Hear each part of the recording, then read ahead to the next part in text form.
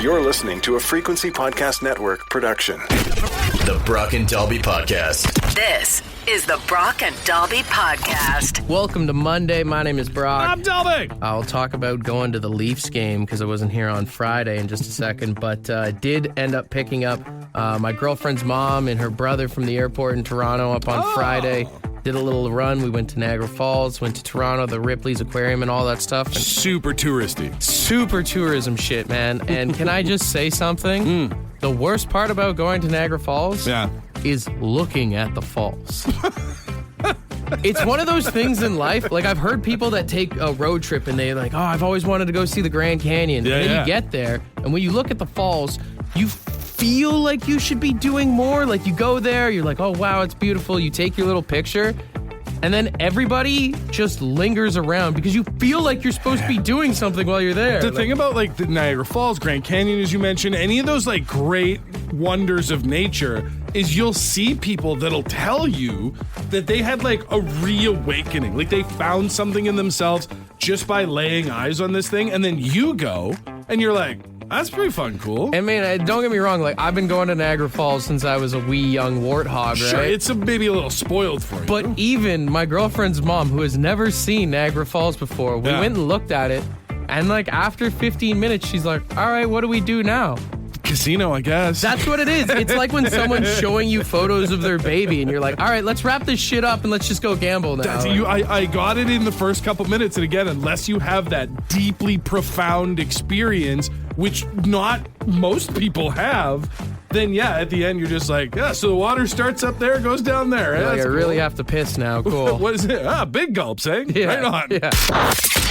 The Brock and Dalby Podcast. The Brock and Dalby Podcast. Round of applause for all of you beautiful, sexy people for surviving the weekend and making it here. Hey, round of applause to you for coming back home, brother. Welcome back to the show. It's not a round of applause for me. It's a round of applause for the boys. Second round of the playoffs starts today, and who made it? Who made it? The Leafs? Yeah. Leafs. Well, I mean, 7 other teams too, right? Like that's 8 teams made it through. Who didn't the make second it? round. The Senators? This is what I talked about while you were gone, because it was so perfect that you sent us the 2 voicemails. You had the one that was like the humble, respectful sportsman competitor at the game, watching the handshakes. You know, shout out to the Senators, to the fans. Like, tough series. You guys fought really hard. And then the 1:30 in the morning, I'm assuming in a hotel room eating chicken fingers. I forgot I left that one. I didn't even remember that I left that one till right Brother, now. people thought it was AI. Really? Or like an impersonator. People were texting in when I played it on Friday morning, being like, oh, that's such a shame. I was really hoping you were actually going to get Brock on the show to talk about what the game was like instead of whoever that was. I'm like, that was Brock. That was me. That was Brock, beers deep, chicken fingers in hand, telling all of Ottawa and Montreal to suck it. I got into a box. Shout out to my buddy Noel and his friend Justin, who was able to get me in the box there. And there's so many people in there, but people always do this weird thing when they're in boxes and stuff. Nobody was touching the food. Yeah. Nobody was touching the food. So throughout, I'm like, man, like I feel so privileged to be here. Right. I'm trying to be casual. I don't want to be the guy that's like, nom, nom, nom, nom, nom, nom, nom, nom. But by the end of the night, there's all these chicken fingers left there. And the guy that, like, it was his box, Justin, was like, dude, opened up a popcorn bag. He's like, take them all. A popcorn bag full of chicken I fingers? left with like 25 chicken fingers. And I just inhaled them all. It was my celebratory, like, dinner afterwards. Did it make it to breakfast, too? Did you have some leftover It chicken felt fingers? awful the next day. I can't imagine why. Guzzling down arena beers in Ottawa, chasing it with 25 popcorn Rich people bag don't chicken appreciate fingers. free food, man. There was so many hot dogs, too. I was like, I had a couple pocket dogs as well, and then this bag of chicken fingers leaving the arena. Like, we're in the elevator, and I just looked like I did not belong. God help you if a stray dog had come along to you with all this meat in your pockets. You wouldn't have made it back here today. I totally forgot I left that voicemail until you said it. I feel like that's a relatable, like, we've all been there at some point. Yeah. Where you wake up the next day and you hear from someone that's like, so thanks for the voicemail last night. And your brain just goes, Oh, what did I say? If I was just eating chicken fingers and talking smack, that's best case scenario. Honestly, I think you only cussed once. Who else did I call is the real question. I gotta go through my phone. The Brock and Dalby Podcast. We've been talking about the Leafs making it to the second round. You're obviously very excited about that. How do you feel now that they're matched up with Florida officially starting tonight, right? I mean, got to play Marchand once again in the playoffs regardless. So it'll be interesting. I'm thinking it's Leafs in 7. Leafs in 7. So you think this one goes the full stretch? I think this one goes the full distance. See, and you did, even though you wavered on your prediction a couple times in the first round, you did beginning predict Leafs in 6 over Ottawa. So if anybody's looking to make any bets, are we going to have you for the full 7 games? Are you going to be here? Are you going to go to Florida at all? I wish. I wish I could. You don't know anybody with box seats in Florida to go watch that game? I wish I could go to Florida, but I can't. I was excited about the Jets game last night that went into double overtime. Dude, so that was my pick to win, and then I was like sort of keeping tabs while I was putting the kids to bed, and I was watching the score. And then I saw it was like 30 seconds left. They're down by 1. I was like, this sucks. I pulled up the game on Sportsnet Plus on my phone as I was like getting ready for bed and stuff. They scored with 1.6 seconds Dude, left. and it was such a weird goal too. Like I didn't even catch who it was, but the guy like from the point, one of the most off-balance desperation flips towards the front, hits 2 people, goes shelf. I was like, this is insane. Boston Pizza is celebrating after this weekend because they've been pushing those commercials of like, we guarantee a Canadian team is going to win. And now you got the Oilers, the Leafs, and the Jets punching their tickets into the second round. Yeah, the only problem is that if the Oilers and the Jets make it past this round, then they have to crash into each other, which guarantees a Canadian team in the finals, but also means somebody's getting eliminated. That's such a bold claim for an ad piece because if the first round just went devastating for all these teams. Oh, I mean, it absolutely all the could. marketing's screwed. Right? Like, the only guarantee that we had was one Canadian team would make it through because of Ottawa-Toronto, because 2 Canadian teams matched up. Every other team had at least a moment of doubt in their series. I feel like Boston Pizza should put more on the line. If they're that confident that a Canadian team is going to win the Stanley Cup this year, they need to put Bandera breads on the line. They need to put like a free Bandera bread for everyone in this country if a Canadian team wins. What was that? Was that the basketball movie with Will Ferrell? Semi-pro? Corn dogs for everybody? Yeah. Bandera bread, Boston Pizza. Free fish bowls for everyone. Okay, well, that's how you bankrupt Boston Pizza. The Brock and Dalby Podcast. Over the weekend, Green Day got a star on the Hollywood Walk of Fame, and Billy Joe Armstrong said this when giving his speech. But yeah, this is kind of like being at your own funeral, and but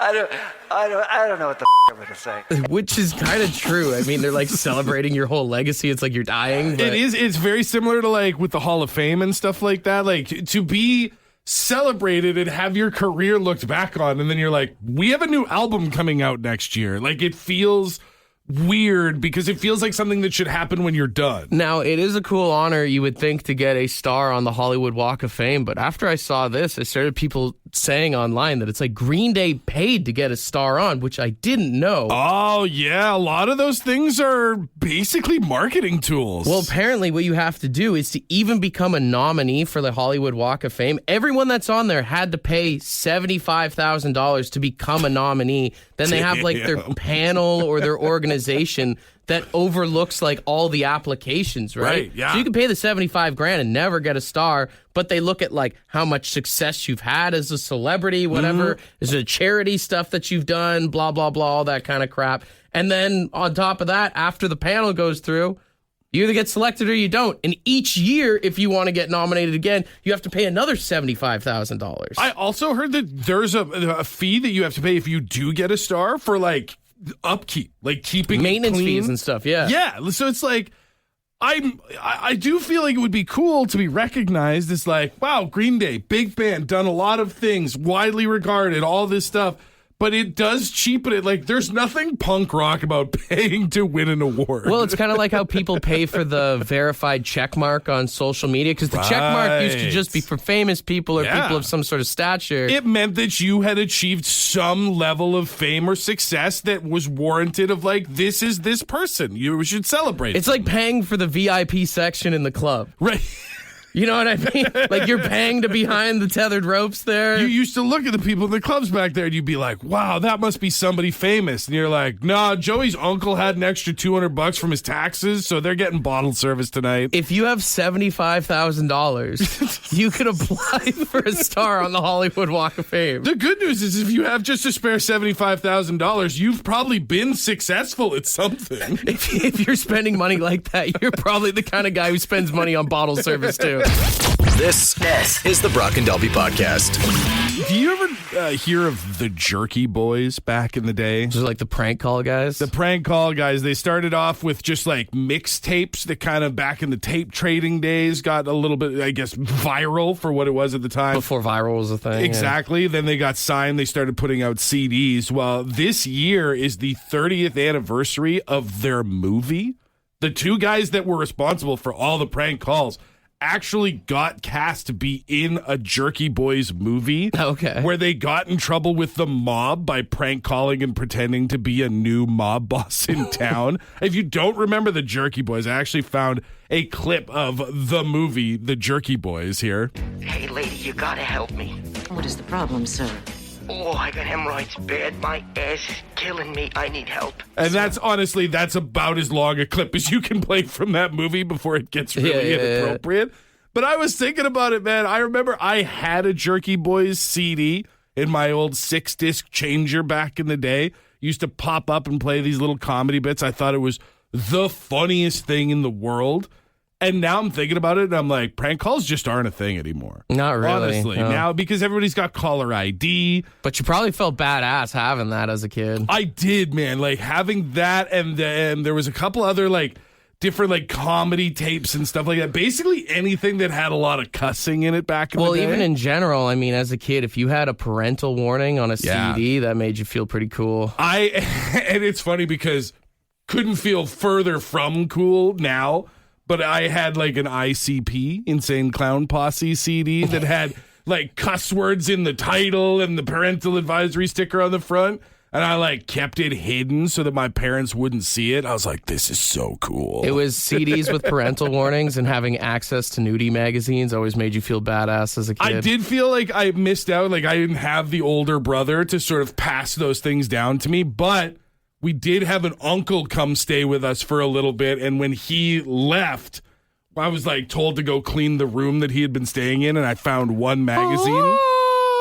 My God, I tell you, I've never moved so fast to get that magazine into my room and hidden away. I stole a nudie magazine from my uncle's house once, and then I also had a condom that I kept in my wallet for like way too long. In the 8th grade, we did a Quebec trip, and we stopped at like a roadside stop, and I used one of those machines. In the bathroom. And I was like, this is the holy grail. This is the key to everything. Just watching kids. It was so funny to watch kids in like high school, and you could see that visible ring in the wallet where it had been in there so long it made a dent. Mm-hmm. And you just knew they were like, it's in here if the moment ever happens. The Brock and Dalby Podcast. We got friend of the show, Amanda, on the phone. Amanda, what's something you had as a kid that you thought was so badass? I had a deck of cards with naked men, and I was probably about 12. Where'd you get the deck of cards from? I don't remember, but I'm thinking maybe a flea market. Because I know like people that for some reason went to Vegas with their family as a kid, and they were able to collect all those little slips of the gals of the night. Oh, from there. The flyers? Yeah. I know a lot of kids that used to keep those under their pillow. And I put it in my jewelry box. I mean, it's not like no one ever goes in there. It's the same thing with like those pens that you could flip upside down. Yeah. I remember the nudie them. pens. Yeah, and if you flipped it, the dress would go up or something if it was a woman. Totally remember. It was good to have an uncle in the family. Like, uncles were good for giving you like, hey, come over here. I got you a new pen. Don't let your mom see Bring that back you cool had uncles. Make cool uncles great again. Right? They give you like the nudie pens, the nudie cards, the magazines, even something as simple as like, do you remember when you got your first like Swiss Army knife or pocket knife when you were a kid? Oh, yeah. And you were like I'm not a bad guy, but I could be now if I wanted to. Even having like a big keychain or like the chain wallet things. Oh, dude, putting a wallet chain from your pants to your wallet, which like when you're 12 years old, has nothing in it, but you were like, I am a badass. Someone texted and said the first time I had a Red Bull, dude, I remember me and like 4 kids when I lived in Burlington. We went to the store. We split on a Red Bull together. We felt like we were doing something bad. We were like passing the thing around like it was a doobie, and we're like, "Are you feeling it? Are you feeling it?" Everybody's Like, waiting to see who's going to sprout wings first. To see who's going to get hit by it first. Same if you go back even further, dude. Jolt Cola. I was on a sports trip, a soccer trip back in the territories. I bought a Jolt Cola from like a 7-Eleven. My teacher gave me a lecture about how I was ruining my life. Yeah. Meanwhile, I'm literally drinking a rock star right now to get my day going. A few people texting in about matches or lighters. A few kids that had slingshots on the text line there. You must have been some cool-ass kids. Dude, if you saw a kid with a slingshot, you were just like, man, that kid's parents don't care about nothing. Oh, yeah. They just let him do whatever he wants. Real life Bart Simpson. We've got Steve on the phone. What's something you had as a kid that made you feel badass? Hockey stick nunchucks. Hockey stick Like what? Like you broke a hockey stick down and made nunchucks out of it? Well, you always broke a twig here or there, so what are you going to do with the leftovers? So, yeah, you cut them down. You always had chains in the garage or a rope of some sort, and Michelangelo was my favorite Ninja Turtle. The real question is how many times did you hit yourself in the nuts with those? Oh, well, me a couple of times, but my buddies, I always, Tag Bag Tuesday was always a fun game. The Brock and Dalby Podcast. The Brock and Dalby Podcast. You know those BuzzFeed quizzes that are so much fun? Yeah, that's not what this is. It's the quiz with Brock and Dalby. All right, with the second round of the NHL playoffs starting today, I was thinking we could do the quiz, but the theme is songs with 2 in the title. The number 2. The number 2. Okay. I don't have a lot of confidence going into today because I've been sitting here for the last 4 minutes and I've come up with 2, ironically, songs that come to mind. I don't think you ever have any confidence coming into this. Let's get real. But as always, I will give you the band. You give me their song with 2 in the title. All right? All right. First one here. This is an easy one. Spin Doctors. 2 Princes. Unfortunately, one of the 2 I had already thought of. Well, let's see how many more Princes you can figure out here. When I say Iron Maiden, you would say? So it's not Run to the Hills because that's the wrong 2. That would be wrong. 2 Minutes to Midnight. Banger. So good. All right, 2 for 2. Okay. Oh, yeah. On the 2 quiz. Nice. All right, when I say Pink Floyd, you would say? Oh, wait. Is Another Brick in the Wall a part 2? Is it Another Brick in the Wall part 2? Yes! Yes, the one that you always hear on the radio is part 2. Right. Nobody knows about part 1 unless you're like an album enjoyer of Pink Floyd. Or you're really into acid or something, yeah. Well, we're saying the same thing. 3 for 3 on the 2 quiz here. Okay. When I say Eddie Money, you would say? Is that the 2 Tickets to Paradise guy? I've got 2 tickets. Damn right it is. I don't even like the song. I just always remember there's a scene in The Office where he starts singing it. This one goes out to the Ottawa Senators fans who are on vacation now. Paradise is a golf course in Ottawa? Yeah. All right, there we go. 4 for 4 on the 2 quiz. Okay. When I say The Doors, you would say? The Doors. Has number 2 in the title. No, I know that. That's the whole point of the quiz. Yes. That's not a hint. It has, it's spelt TWO, if I can give you that. The Doors always ruin me on this. No, I got nothing. No. Love me 2 times. Damn it. Yeah. Which is 2 wins is all that the Senators could get. So they loved you 2 times at least. Win me 2 times? Yeah. And finally, when I say Blur, you would say? Song 2, baby! And this one goes out to the Senators fans because you won't be hearing it anymore this year. This quiz was never about me. This is about the second round of the playoffs. This was all about you having veiled attempts and references and chirping the Senators. Isn't this such a good song, guys? Whether you're a Senators fan or not, you can't deny that. That's a good song right there. That's a 5-1 for me, by the way. I'm reclaiming some glory here since you're focused on the Senators. 5 out of 6 for you, but the Leafs are in the second round is another thing that we could talk about if you want to. The Brock and Dalby Podcast. Leafs play the Panthers for Game 1 tonight, and I'm expecting a big series from Mitch Marner because over the weekend, he just had his first child. Okay. Which means dad strength will be activated. Hey, you got to be careful with your expectations because you do get the dad strength, but you also get dadsomnia, which if he's got to be up with the kid might affect his play. True.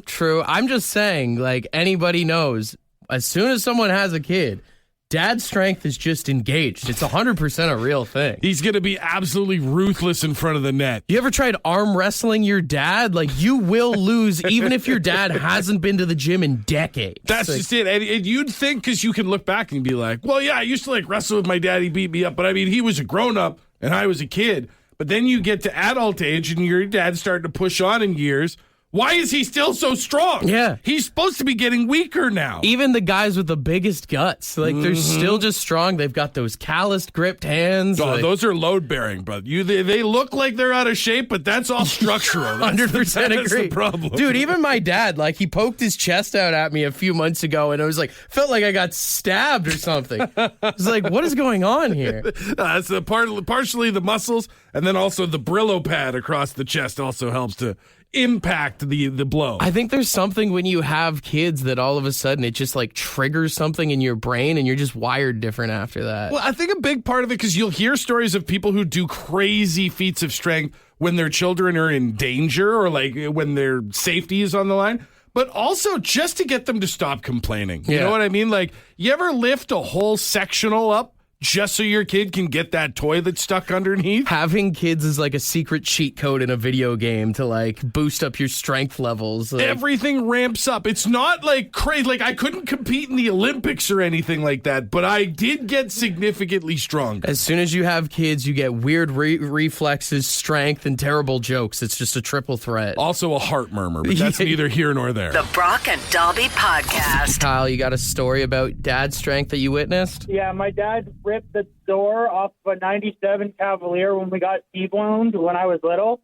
to get my little sister out of the back. That's the thing, man, is like dads go into this fight or flight moment and they have superhero strength out of nowhere. It was crazy to see. Completely destroyed his shoulder at the same time. That comes with the territory, yeah. That'll do it. That sounds accurate. Yeah. You know what one of the earliest signs of dad strength is? And I feel like every dad has done this at some point, is when you have your baby for the first time and you just chuck it up into the air and catch it because you feel like that's a fun game. Mm-hmm. Like, I don't think I could have done that if I'd have just grabbed a child before I had your my hand-eye coordination is on point, brother. And thrown it up into the air. I would have dropped that kid for sure. A lot of people talking about dads just being able to open jars and small stuff like that. We got Riley on the phone. What's some dad strength you've witnessed before? God strike me, Dad. My dad had to move this transfer case off this 87 Chev pickup. Me and my buddy are trying to help him, like, work on the car, learn what we're doing. So just pick this up and move it. And it's probably like 20 feet. And me and my buddy are looking at each other. You know, we're struggling with it, trying to grab this thing, and he's getting pissed, and you can see him getting angry, and he walks over and he put it down, grabs it, picks it up, walks the other 15 feet, turns, puts it down, like turns, looks at us, and just walks away. And my buddy looks at me and he goes, "I'll never 3825 with your dad." I don't know where dads get this strength from, specifically trade dads. Like, they got a grip on them like nothing else, man. My dad worked at the plant his whole life. You know, he's 77 years old. He's still working around doing things. And I still won't 3825 with him. Yeah, I wouldn't either, man. I wouldn't either. There's something about a frustrated dad that really brings out, like, when your kid is messing around or not accomplishing. Like, you want to see new records get set in the Olympics? have the son come out and try and weightlift first, and then the dad will just come out and yoink it They up. should do a World's Strongest Man dad edition is what they should do. We should take a dad from each country kind of thing. You know? World's Strongest Dad would be sick That on would be ESPN. unreal, right? All right, we got one more call here. Josh, what's the time you've witnessed some dad strength in effect? Yeah, I was saying that they crush more beers at a party than anyone else. As much as dads get that like emergency strength to like protect their kids or whatever, it also feels like they get up a level. Oh, they can hold their booze. Yeah, in like going to town. Yeah, it does something to your tolerance or something. I think the tolerance thing goes with dealing with kids for sure. Yeah, it could be that too, yeah. This is the Brock and Dalby Podcast. A funeral home director has been charged after allegedly throwing out the bodies of thousands of pets and apparently just giving random ashes to the owners. That man's a big fan of a backyard campfire, and he just cleans it out whenever somebody comes calling. Apparently, he wouldn't even cremate a lot of the animals. He would just throw them in a landfill. Jesus. Which, like, so awful for the people who work in that landfill to read this story and realize that there are just bodies. Oh, there's some guy that works at that landfill that thought there was a serial killer on the rise. Why do I keep finding cats day after day after day? But I mean, like, you really don't know when you get ashes. Like, how are you supposed to know that it's, even if it's a relative, right? You really don't. It's fully the honor system. You know, if you have someone close to you pass away, they wish to be cremated and all that stuff. When you get handed back the urn or the container or what have you, you really are just going, okay, I trust that this is what you say it is. Before you pay for cremation, look around the building. If you see cigarette butts, that is not the place for you. That's a bad sign. The Brock and Dalby Podcast. The Brock and Dalby Podcast. What you just said is one of the most insanely idiotic things I have ever heard. At no point in your rambling, incoherent response were you even close to anything that could be considered a rational thought. Everyone in this room is now dumber for having listened to it. I award you no points, and may God have mercy on your soul. Okay, a simple wrong would have done just fine, but... All right, it is time to play Wrong Answers Only for a $100 Lotto Max ticket. I am very excited for someone to win $75 million. I'm trying this manifesting thing I read about on the internet. Someone's going to win the contest today, $100 in Lotto Max. They're going to win $75 million. They're going to give some to us. Everybody's going to be happy. The question today is, how do they get the caramel in a caramel bar? We have got 3 contestants on the line, and we are looking for wrong answers. If you're not one of them, you're a judge. 762-555. Let us know who has the best wrong answer. But we start with line 1 here. Hey, good morning. Who's this? Hey, good morning. It's Sam. Sam, you understand how the game works, right? Yeah. All right. The question is, how do they get the caramel in the caramel bar? And what is your wrong answer? Well, first, the caramel actually comes from capybara poop. Now, once a caramel company has all the capybara poop, they bring it into the factory and they use what's called elvish magic, which transforms the poop and it actually teleports it right into the chocolate bar. So you don't even have to use the needles or nothing. That's exactly how it's done. Super convenient that the elvish magic just puts it right into the chocolate bar. That's great. I like that. Yeah, well, that's what the spell says. It was a little lengthy, but it was a great story. I like it. Thanks. Stay on hold, all right, Sam? Okay. All right, let's go to line 2 here. Hey, good morning. Who's this? Hey, it's Quinn. How's it going, guys? Oh, we're doing all right, man. How about yourself? Not too bad. All right, you ready to play wrong answers? I think I am. All right, the question is, how do they get the caramel in the caramel bar? And what would your wrong answer be? My wrong answer, let's go with honeybees. Some magical honeybees that are actually create hives that are the caramel bar itself. And instead of going to collect pollen, they collect little caramel samples and insert it into the caramel bars. They're pollinating the chocolate bar with caramel. Yeah, exactly. I love that. I feel like people would be more inclined to save the bees if that was the case. That's why people are doing the no mow May thing. They're trying to save the caramel bars. Exactly, bro. I'm trying to grow some caramel plants. All right, stay on hold, man. That's good stuff. All right, let's go to line 3 here. Hey, good morning. Who's this? Hi, it's Kylie. Kylie, what do you think of your fellow competitors this morning? Oh, they did good, but I think mine is better. All right. Here's the question, Kylie. How do they get the caramel in the caramel bars? So we always wonder what the tooth fairies always do with our used teeth. Mm-hmm. Well, they use the teeth to prop open the chocolate while leprechauns place the chocolate inside. And then the house hippos that we never quite see? Yes. Okay. They sit on the chocolate to close it up. That's how they seal it. Yeah. Oh. Great answer, Kylie. Great answer. All right. Stay on hold. Let's weigh out our options here, all right? What a magical game this morning. I want to give a round of applause because very rare do we have three amazing contestants on one of our contests. We had Sam, who says elvish magic turns capybara poop into the caramel. We had Clinton, who said it's the bees that are pollinating caramel. And then we had Kylie, who says it's a combination of the tooth fairy and house hippos. They get it in there. I don't know, man. It's tough. I like the capybara poop. I like the bee idea. And I also like having the house hippo involved as well. I feel like I laughed the hardest at the magic bees. Yeah? They just sounded so absurd and ridiculous. Text line says it's split between caller 2 and caller number 3. I'll let you call it. I think I got to say Clinton on this one. All right. Clinton, are you still there, man? Yeah, let's go. The Magic Bees have won you $100 in Lotto Max tickets for tomorrow night's jackpot, all right? Yeah. Congratulations. If you do happen to win the jackpot, some nickels and dimes or at least some caramel bars for the boys over here. Oh, there's definitely going to be some gold caramel bars for the boys. The Brock and Dalby Podcast. Now, I know we work for Rogers, and I may get in trouble for saying this, but can they just have Joe Bowen calling the Leafs games for the rest of the playoffs here? I don't know if you've seen this clip from the radio broadcast from Game 6, but it is just beautiful work as William Nylander potted in the empty net there. Here's Sanderson, a drive, blocked there, and the Leafs get it out. Willie, now you got it, Willie, now you got it. Penalty coming, scores! Work of art. Just a work of art. Happy birthday! It was Nylander's birthday, too. Happy days are here again. The sky is blue and clear again. We will drink a cup of cheer again. Happy days are here again. That's a broadcaster right there, baby. That's what happens when you don't have the TV picture to paint for you. You know what I mean? Like these radio broadcasters coming up through baseball, hockey, all of it. They have to paint the visuals for the listener. Sure. And he's one of the best at it. Even when he was on TV, he was still like that. And don't get me wrong, I love Chris Cuthbert too. Absolute legend. Yeah. But I want to hear someone who is as excited as I am to watch the Leafs. I also want to hear someone who's as disappointed as I am watching the Leafs. And I think I speak for every Leafs fan out there.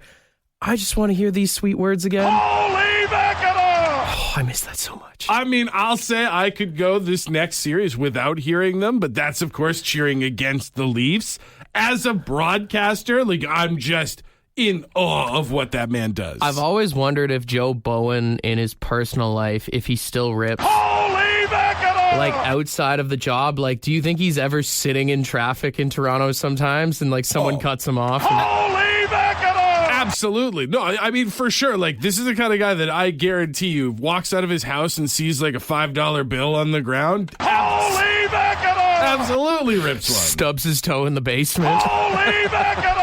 That's the question. Do you think that he uses it for good and for bad? When he holy Mackinaws, it's because the Leafs scored a goal. That's a good thing. Or it's because something crazy happened, too, right? That's true. That's true. The missus comes out in some nice lingerie on the anniversary. Holy mackerel! Fellas, I do not recommend that strategy. This is the Brock and Dalby Podcast. Ed's word of the day. Let's see what he's got. Good morning. Yeah, today's word is boorish. Yeah, boorish. B-O-O-R-I-S-H. I thought he said porridge. Porridge. Anyways, it's rude, ill-mannered, coarse. Sounds like a lot of the population anymore. And I would have thought it was more like not exciting. Boorish. Boring. Anyways, that just about does it. Have a great one. Cheers her up. I think you could say that every kid has a boorish friend, or even every adult, for that matter, has a boorish friend. Oh, and if you don't know who the boorish friend is, it's you. You're the one that everybody goes back home and is like, he was a little much today. Yeah. If your friends have ever been embarrassed when you're at a restaurant with them, then you're probably the boorish friend, yeah. If you've ever gone out with a group of friends and found yourself the only one without a shirt on, you're probably the boorish friend. If you are a Philadelphia Eagles fan, there is a good chance that you are quite boorish. They literally threw snowballs at Santa Claus once. It's pretty boorish behavior. Boorish. Use it wherever you can. Just try not to be it, all right? It sounds like the bad guy from Rocky and Bullwinkle. Yeah. Want to be a part of the podcast? Leave a message on the Bad Line. The Bad Line is the answering machine for the Brock and Dalby Show. To get the number, text the word BAD to 762-555. Thanks for listening to the Brock and Dalby podcast.